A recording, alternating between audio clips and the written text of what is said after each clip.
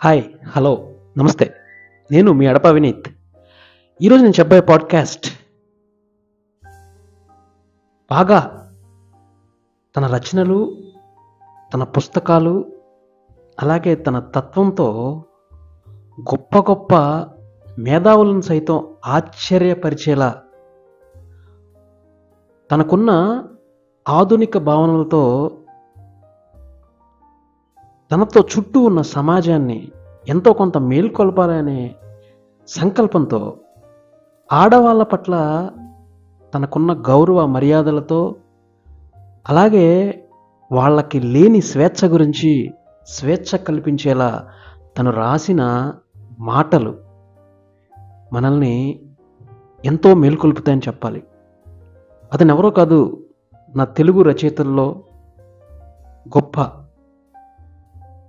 మేధావి, రచయిత అయిన గుడిపాటి వెంకటాచలం, అలియాస్ అందరికీ తెలిసిన చలం. చలం అని ప్రసిద్ధి చెందిన గుడిపాటి వెంకటాచలం 1894 నుండి 1979 ఒక భారతీయ తెలుగు భాషా రచయిత మరియు తత్వవేత్తగా మిగిలిపోయారు. ఆధునిక తెలుగు సాహిత్యంలో అత్యంత ప్రభావవంతమైన వ్యక్తులలో ఒకరిగా ఆయన పరిగణించబడ్డారు. ఒల్లూరుపాలెం, కృష్ణా జిల్లా, మద్రాస్ ప్రెసిడెన్సీ, ప్రస్తుత ఆంధ్రప్రదేశ్, భారతదేశంలో ఉంది. అక్కడ జన్మించారు చలం.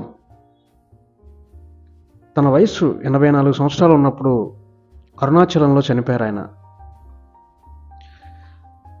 చలం రచనల్లో ఎక్కువ భాగం మహిళల గురించి, మహిళా స్వేచ్ఛ గురించి, ముఖ్యంగా సమాజంలో మహిళలు ఎదుర్కొనే శారీరక మరియు మానసిక ఇబ్బందుల గురించి ఉంటాయి.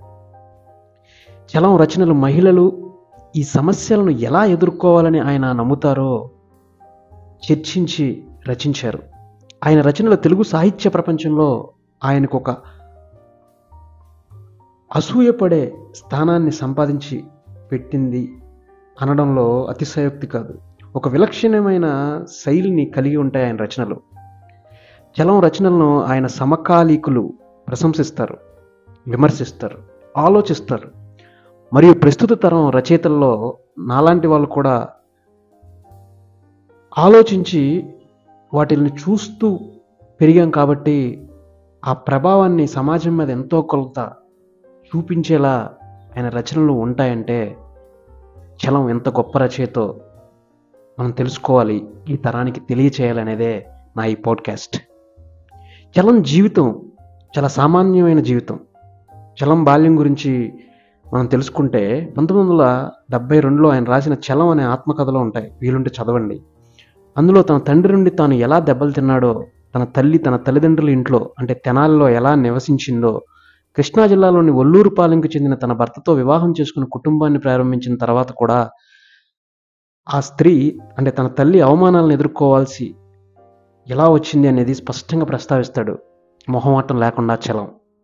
చలం తన ఆత్మకథను ఎందుకు రాశాడనే మనం తెలుసుకోవాలి అనుకుంటే ముందు మాటలో నిర్మోహమాటంగా కొన్ని వివరించాడు తన పుస్తకాల్లో. ఎగ్జాంపుల్, మనం మైదానం తీసుకున్న, ప్రేమలేఖలు తీసుకున్న, అనేక పుస్తకాలు తను రాసిన వాటిలో చర్చిస్తాడు. తను ఇలా అంటాడు, నాకు ఆత్మకథలంటే అసహ్యం. ఆత్మకథలు రాయడం ద్వారా నన్ను నేను ఒప్పుకుంటున్నాను మరియు పరోక్షంగా అందరికీ నేను ఒక ముఖ్యమైన వ్యక్తిని అని చెప్పబోతున్నాను అని తెలియజేస్తాయి. కాబట్టి ప్రజలకు మరియు సమాజానికి సహాయం చేయడానికి నేను చాలా మంచి పనులు చేశాను మరియు నేను నా గురించి ప్రపంచానికి చెప్పకపోతే ప్రపంచానికి చాలా నష్టం జరుగుతుందనే భావన ఆత్మకథల్లో ఉంటాయి. నా గురించి తెలియపోవడం వల్ల ప్రపంచం ఏదో కోల్పోతుందని నేను ఎప్పుడు ఫీల్ అవ్వలేదు. నాలాంటి వ్యక్తికి ఎప్పుడూ ఆలోచిస్తూ నేను ఎందుకు పుట్టాను, సరే నేను పుట్టాను కానీ నా పరిసరాలను కలుషితం చేయకుండా నేను వెంటనే ఎందుకు చనిపోలేదు అని నేను ఆలోచించేవాడిని. ఆత్మకథ రాసి నా కథను సిగ్గు లేకుండా చెప్పడం క్షమించదగిన విషయం కాదు కదా అనే ఫీలింగ్ నాకు ఎప్పుడు ఉంటుంది అంటాడు చలం.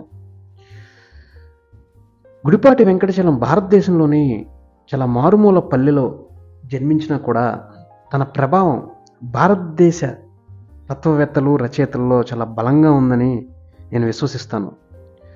ఎందుకంటే ఆయన తల్లి వెంకట సుబ్బమ్మ మరియు తండ్రి కొమ్మూరు సాంబశివరావు, ఆయన తాతగారు ఆయన దత్తత తీసుకుని తన ఇంటి పేరును కొమ్మూరు నుండి గుడిపాటిగా మార్చుకున్న తర్వాత ఆయన ప్రధానంగా తెనాలిలో పెరిగారు.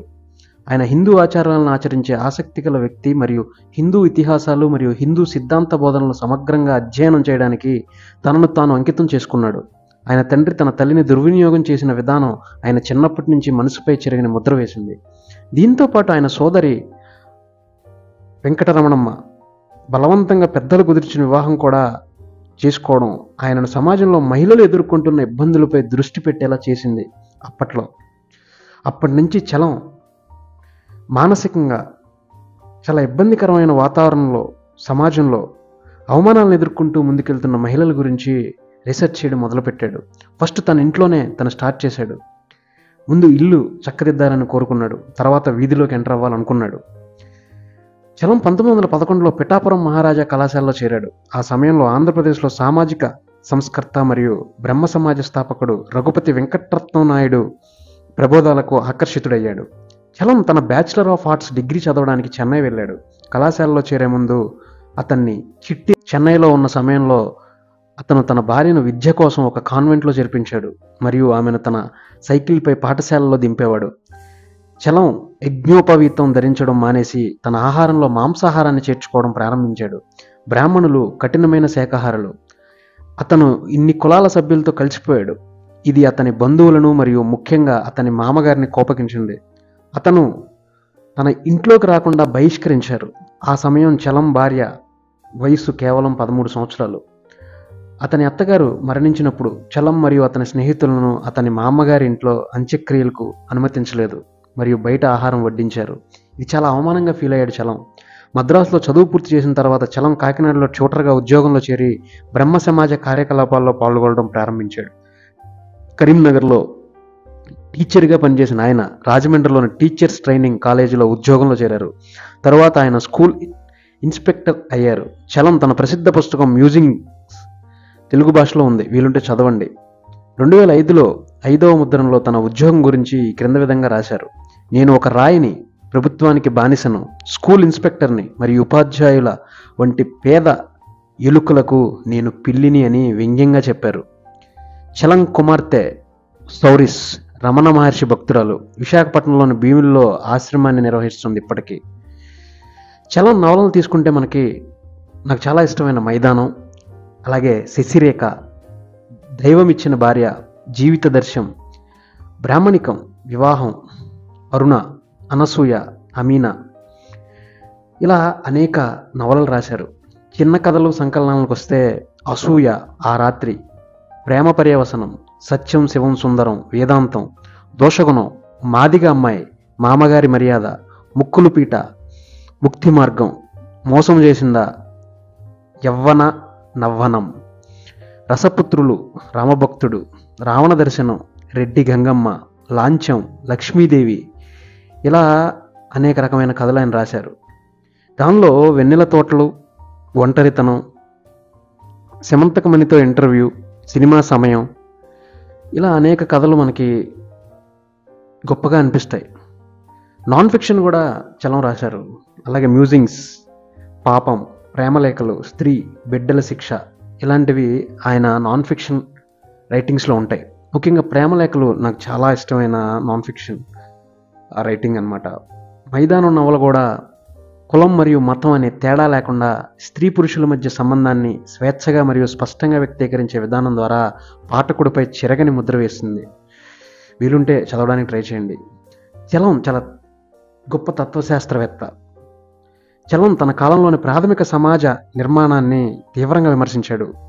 ఎందుకంటే కవి అనేవాడు, రచయిత అనేవాడు విమర్శకుడు కాబట్టి. సమాజం సృష్టించిన అడ్డంకుల్ని ప్రేమ మరియు పరస్పర అవగాహనను మానవ సంబంధాల నుండి నిరోధిస్తాయని ఆయన నమ్మాడు. పిల్లలు తల్లిదండ్రులకు రుణపడి ఉంటానని, అలాగే ఉంటారని నమ్మే సమాజంలో పిల్లలను చూసుకోవడం మరియు పెంచడం తల్లిదండ్రులుగా ప్రాథమిక కర్తవ్యంగా ఆయన ప్రకటించారు. ఆయన కాలంలో ముఖ్యంగా మహిళా హక్కులు సమర్థించడం మరియు కుటుంబ వ్యవస్థను పూర్తిగా తిరస్కరించడం వంటి కారణాల వల్ల ఆయనను విస్తృతంగా దూరంగా ఉంచింది సమాజం. అలాగే ఆయన దోషగుణం గ్రహణం అనే తెలుగు సినిమాగా మార్చబడింది అతను రాసిన కథ. అంటే అనుసరించారనమాట. తన కోట్స్ చూసుకుంటే చలం నవలలు మరియు చిన్న కథల్లో ప్రధాన పాత్రధారులు మాట్లాడే కొన్ని సంభాషణలు తరచుగా ఉల్లేఖనాల రూపంలో ఉదహరించాలి. ఎందుకంటే ఉదాహరణకు గ్రహణం చిత్రం ఏదో ఒకటి నిజంగా లేకపోతే శాంతి లేదు అనే కోట్ పఠనంతో ప్రారంభమవుతుంది. అంటే ఒక తాత్కాలిక సత్యాన్ని అంగీకరించకుండా శాంతికి అవకాశం లేదు అంటాడు చలం. ఇంటర్నెట్లో మరియు వెలువల సమకాలీన సినిమా నుండి సంభాషణలు ఎంత తరచుగా పాపులర్ అవుతాయో పోలిస్తే సాధారణ పరిభాషలో చలం కోట్ చేయనప్పటికీ అతని ఉల్లేఖనాల గురించి ప్రత్యేక ప్రేక్షకులు మరియు పాఠకులు చెప్పుకున్నారు అంటే అతనికి ఎంత ఫ్యాన్ ఫాలోయింగ్ ఉండేది తెలుసుకోవాలి. మనం చలం గురించి అన్నీ మాట్లాడుతున్నాం, కానీ చలం జీవితం చాలా దుర్భరమైన స్థితిలో ముగిసింది. చలం చాలా గొప్ప తత్వశాస్త్రవేత్త, తత్వబోధకుడు, తత్వవేత్త. రమణ మహర్షిని బాగా ఇష్టపడేవాడు. అలాగే చలం సమాజంలో ఉన్న కులాన్ని, మతాన్ని, అంటరానితనాన్ని పారద్రోలాలని ఎంతో శ్రమించాడు. కులాంతర వివాహాలు చేసుకోవాలని ప్రోత్సహించాడు. బ్రహ్మ సమాజంలో రఘుపతి వెంకటరత్నం నాయుడు లాంటి గొప్ప మేధావులను కలిసిన చలం తాను కూడా అలాంటివి చేయాలని, మహిళల్ని ప్రోత్సహించాలని, మహిళా హక్కుల్ని సమాజంలో గొప్పగా నిర్మించాలని పోకులాడాడు. కాబట్టి దీనికి అక్షర మార్గం ఒకటే ధ్యేయం అని నమ్మాడు. అలాంటి తన అక్షరాలని, తన నెత్తుటి మరకల్ని అక్షర రూపంలో మరిల్చి తన పుస్తకాలని పాఠకులకి, ప్రేక్షకులకి ఇచ్చి తన దేహాన్ని వదిలాడు. చలం గొప్ప సామాజిక శాస్త్రవేత్త. చలం ఈ తరానికి తెలియాల్సిన రచయిత. చలం ఒక గొప్ప సామాజిక సృష్టికర్త. జోహార్ చలం. గుడిపాటి వెంకటాచలం.